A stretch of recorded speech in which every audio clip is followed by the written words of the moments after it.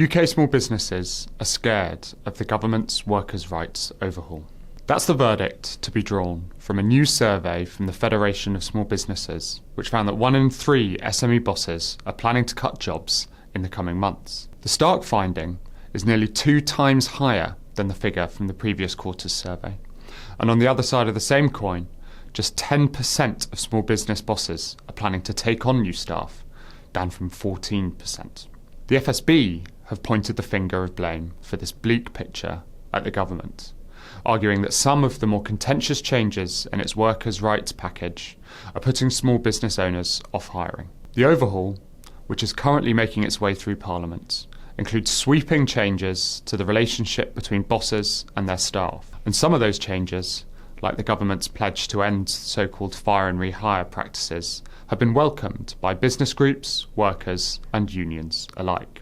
But others, including the government's plan to give workers a suite of rights from day one of employment and changes to statutory sick pay, have drawn the ire of business lobby groups and, as this survey would indicate, made small businesses start to batten down the hatches. The FSB argues that the UK's smaller firms are uniquely vulnerable to the promise to give the workers rights from day one, and more specifically, the protection from unfair dismissal. Unlike big blue-chip businesses, smaller firms don't have ranks of employment lawyers and HR specialists to call on, which would make them the target of vexatious lawsuits. The overriding fear among small firms is that should someone decide to sue them for unfair dismissal, they could be sucked into years-long employment tribunals that would be so costly and time-consuming that it will be tempting to settle them.